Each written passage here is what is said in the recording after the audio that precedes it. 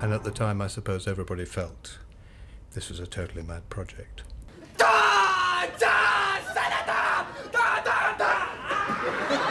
This, I thought, well, people are going to love it or hate it. I was crapping myself. I thought I was, here I am with the big boys, you know, and with no acting experience whatsoever.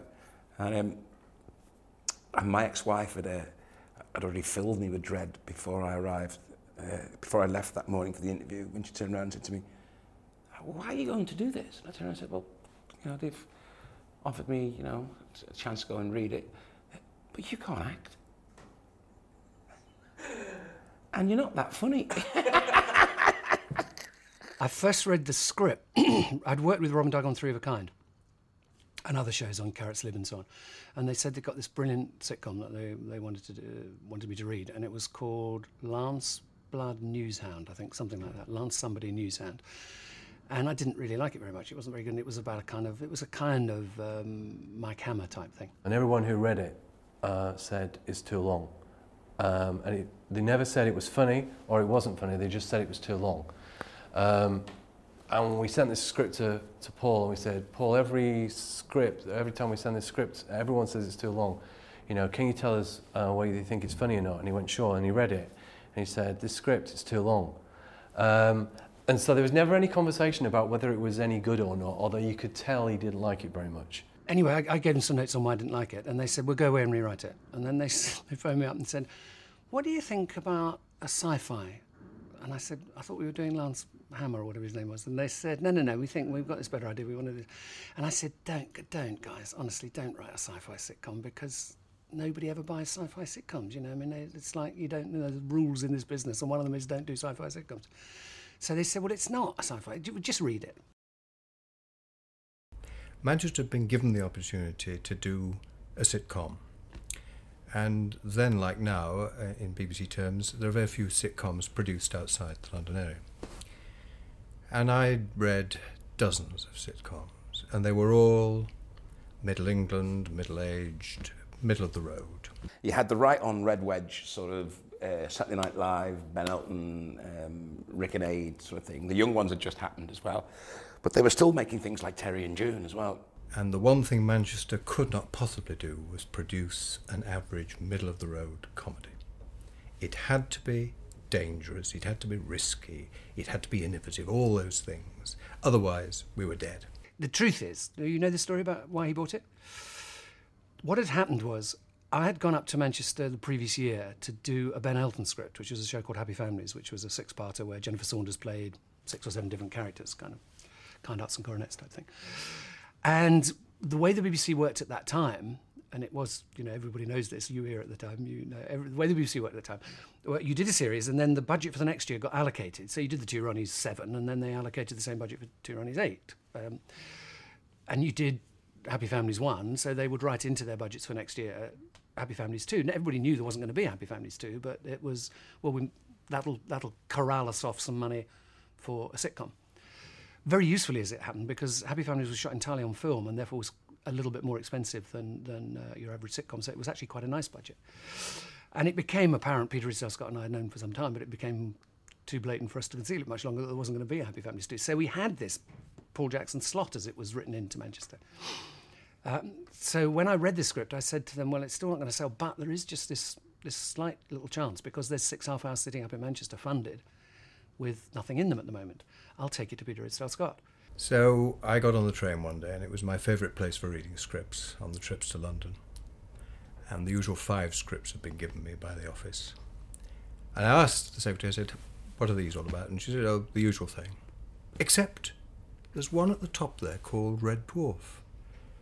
I said, "What's that about?" She said, "I'd probably better not say, just read it." And so I got on the train and I read the 4 others, and they were sent back at Euston.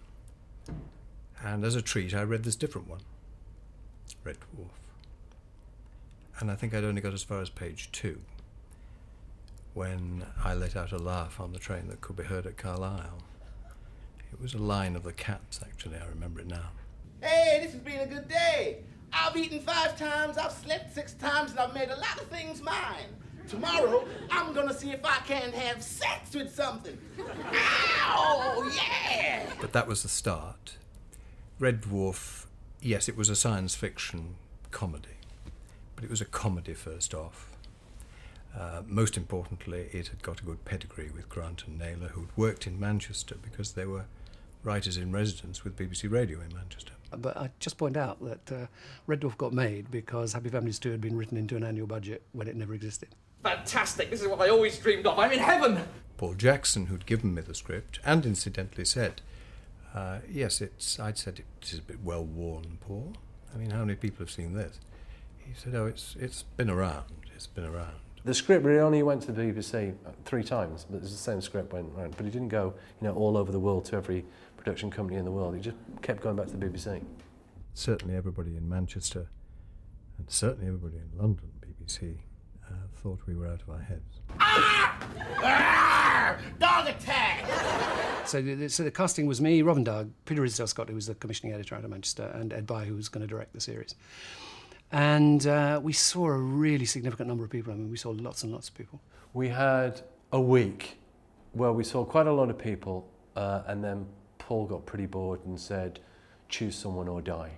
I think he had business meetings he needed to go to, and I think quite rightly he sensed that I'd have been probably still there now going, just let's say a few more people.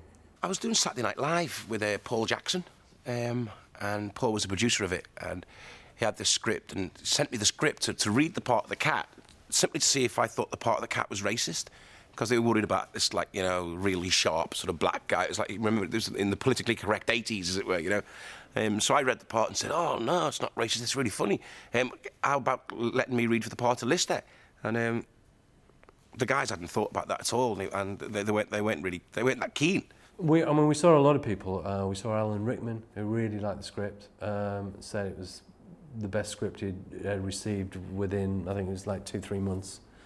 And he wanted to play Lister. And we saw, Hugh Laurie. There was a whole bunch of people we saw. And I'd seen a bit of Craig Charles on Saturday Night Live, just channel hopping. And he was, Mr. Angry, right-on poet doing, angry stuff. And it was just, I instantly made my mind up about him, which is, no, I don't like you, and switched to something else. Then Paul said, hey, I've got this Craig Charles guy coming in, and I just honestly didn't think he had a prayer, because he was so unlike the Lister that we were looking for, and he was also not likeable as far as I was concerned. He didn't have a likeable persona. And then when I met him, he was a completely different guy to this kind of angry poet guy. And it was a real problem. He did the best reading by a mile. We were told he had never acted before, which was like, oh. So already it's a gamble. And then he came back because we were really sure he hasn't really acted, but let's get him in again. And then his second reading was really bad. I read that one really, really badly, so I thought, oh, God, I'm not going to get this, But by then we liked him so much, we were going, doesn't matter, he's never acted before. It doesn't. We like him. We want Craig. We want Craig to be Lister. And also, we could see that there was a great double act with Craig and Chris. And Paul Jackson came out and said, "You've got the gig." The fact is, Craig is Lister, which I hadn't thought of when I sent him the script. I don't think I've been typecast as Lister, but people see me, associate me very much with being sort of Dave Lister, a curry-loving slob. The original Lister was going to be someone quite different from the Lister we have now. He was based on, our ideal Lister was someone like Christopher Lloyd, who was in Taxi, the American sitcom Taxi, and was also the professor in Back to the Future. It was someone like that, or it was someone like the kind of spaced out American stand-up Steve Wright. And we certainly didn't see a Scouser, and we certainly didn't. Our take on it was he was going to be his brain was fried, he was slightly deranged, and all the curry, lager, Lister, was totally not there then. I see the characters of Rimmer, Lister, Cat and Crichton now as kind of caricatures of the people that play them. So the people that play them kind of blown up, kind of caricatured, like you take your idiosyncrasies and you expand on them a bit more, do you know what I mean? Because Robert's got the middle class guilt, and that Crichton has, and I know Chris is going to thank me for saying this, but there's parts of Chris that are very, very Rimmer, you know. I mean, it's, you know, his collecting of cars and sort of his spotting of trains and things like this. Poppycock. I was very much Jack the Lad. Although I don't eat curry, you know, and I don't drink lager. I mean, you know, I drink vodka. I don't drink, you know, pints of lager. I mean, I don't go out and have Indians and, you know, curries and things like that, which people assume I do, but I really, really don't. Oh yeah, originally, did you know I went up for Rimmer? Did you know that? Well, I did. I went up for Rimmer, and Peter Hugo Daly is an actor. I don't know if you know him. He's a really good actor. He was Lister. He read Lister with me, and we did that. We did the thing in the episode, the end. We did that, and it didn't really work out because otherwise I'd have got the job. I think my earliest memory of Red Dwarf was in a hotel room, I think near Broadcasting House, auditioning for... I think I auditioned for Lister, actually, and Rimmer, possibly at the time. I was also very intimidated about working with Chris, because I just thought Chris was so much funnier than I was. And Chris just came in and did an audition, and he really made it his own. He just got this point. I mean, you know, Chris comes from a background where he knows those kind of very public school, uptight, officer class. He comes from a military family. You know, he knew what the type was. And that was... I think soon after that we got a letter saying, we don't want you for this, we've employed someone else. Paul brought Fred Molina in. He did a very good reading. So he got the part there and then. Chris got his rejection letter. And I thought, right, bye-bye to that one. Then we realised that who's going to play Lister? We hadn't a clue, and it just wasn't working. I don't think Fred's head was completely round. He wanted to know how long he would be a hologram and would he be turning back into a human. I don't think he was quite happy with the hologram thing.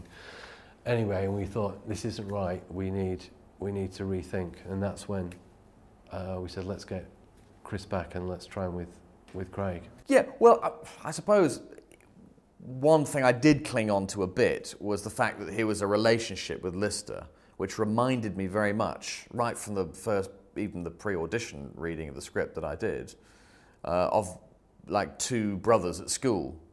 That kind of bickering, that kind of I'm going to do better than you sort of thing, or two best mates at school, you know? And it did remind me very much of my relationship at boarding school with sometimes my brother and sometimes, you know, my best mate. Danny just walked it. I mean, you know, we had a lot of people in for the cat. Obviously the cat, you cast specifically for the cat.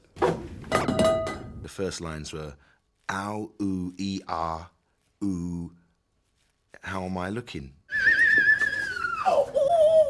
How am I looking? But there's no one else there. Who's he talking to? Oh, it's my shadow.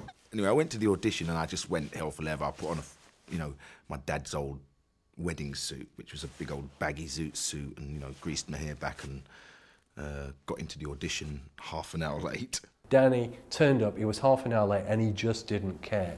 And so it was so gloriously, fantastically, as you would imagine the cat to be. Rob and I just howled with laughter, and it was, you know, he was the first guy we saw, and we knew right there and then he was going to be the cat.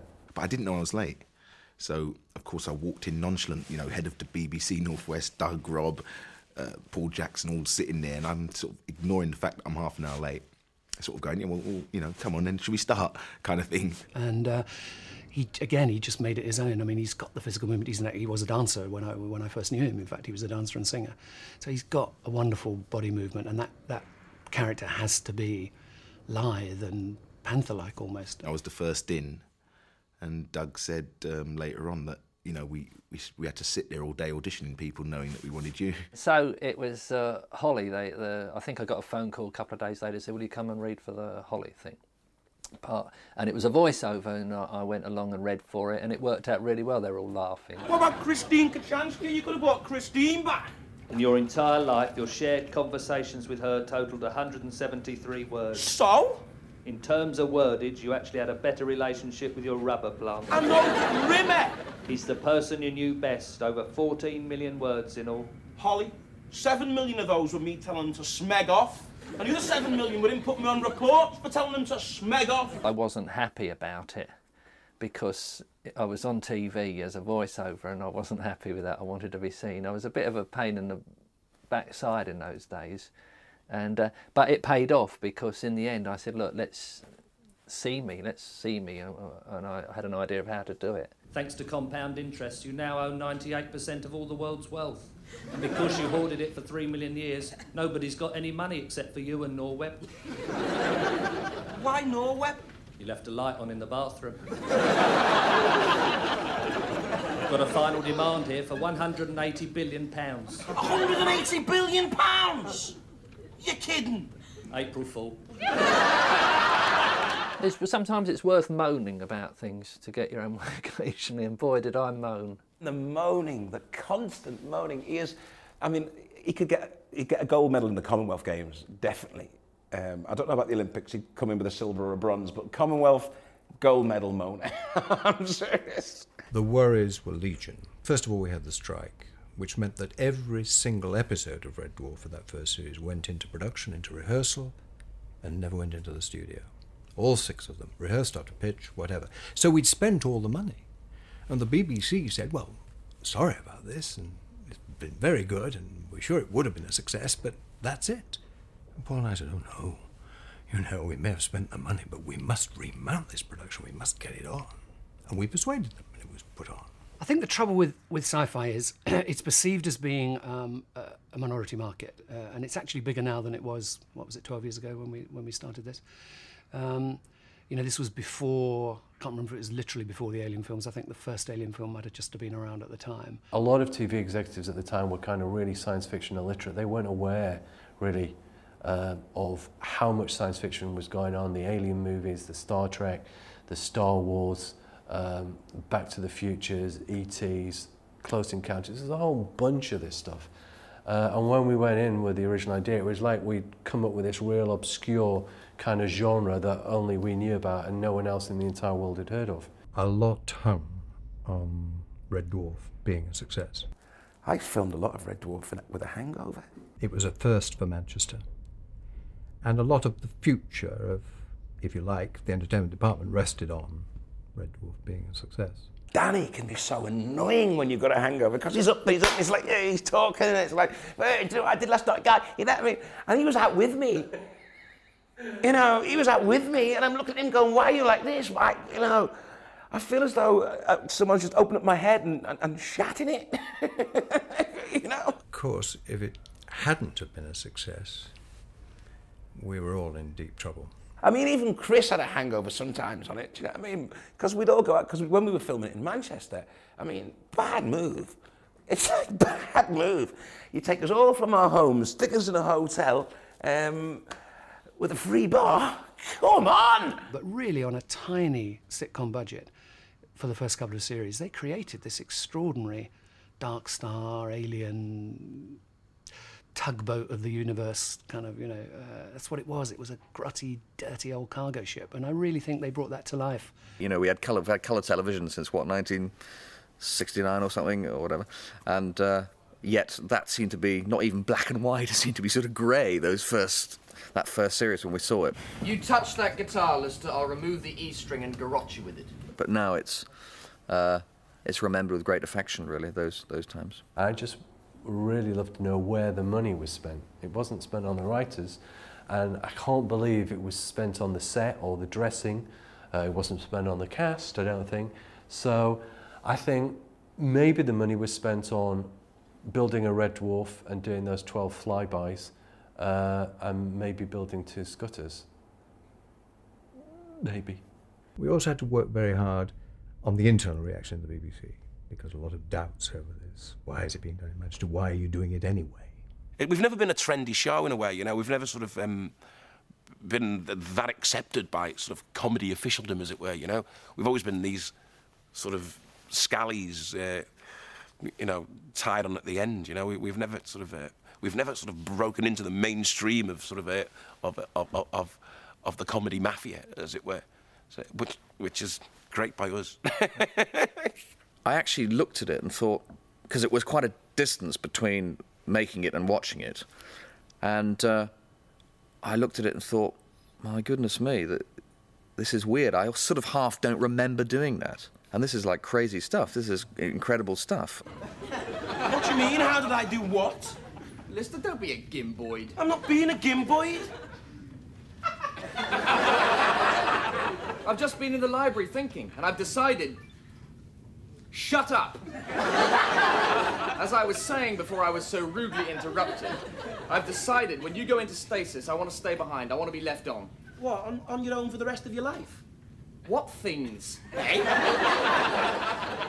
And the first creaky Red Dwarf had gone out, I think, on a Tuesday. And my boss had said, don't go down tomorrow to program review. They won't talk about it really. It's the first one. They'll leave it alone. It's next week the battle will begin. You go. I said, all right. So there I was on the Wednesday morning, down to program review, worrying what I was going to say, how we're going to explain what we're trying to do, what we hope to achieve, all those things. And halfway through the journey, I thought, oh, forget this, I'm getting nowhere. And got out the paper. I was reading the Times. And in those days, on the back page of the Times, I got to the back page, the Times printed the ratings. And I'd completely forgotten that they did that. I'd completely forgotten about ratings, really. And I looked through BBC One. Then I looked at BBC Two. And there it was. Red Dwarf, number 2, 4.75 million. We got the ratings and we got the audience. And I just went to the buffet and got a brandy and thought, doesn't matter, we'd done it. I think in Series 1, throughout the making of it, I know even during the making of Series 1, there was we could feel an audience. Some people were really latching onto it. But I think it was really Series 2. I think the scene, if I can be so specific, the episode was Crichton, and it was when we went in to meet the two lovelies, you know. They are dead. They're all dead. My God. Well, I was only away 2 minutes.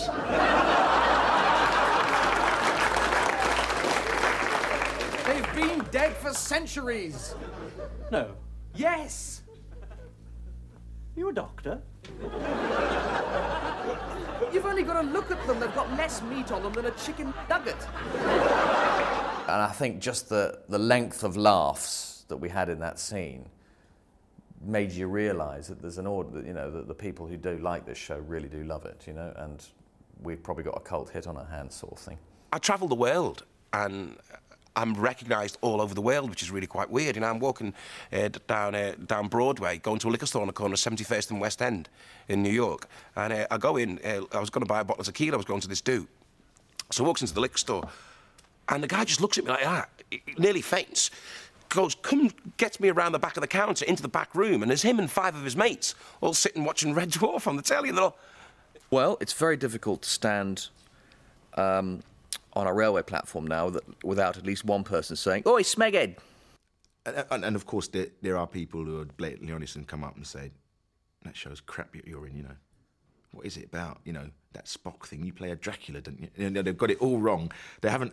You can obviously they haven't really studied the show, you know, because they call me everything but a cat. I was waiting for a train, and a big skinhead, huge. It was a hot summer's night. Huge tattoos everywhere. Huge bloke with his girlfriend and another bloke drinking lager, and I was sitting on the opposite side on the other platform. Thank goodness, I thought.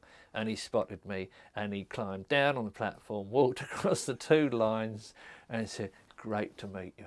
Great to meet you, mate." I said, "Yeah, good. Here comes my train." Once you attract a dedicated following, they'll stay with you as long as you keep the standard up, and Rob and Doug have been meticulous about keeping the standard up.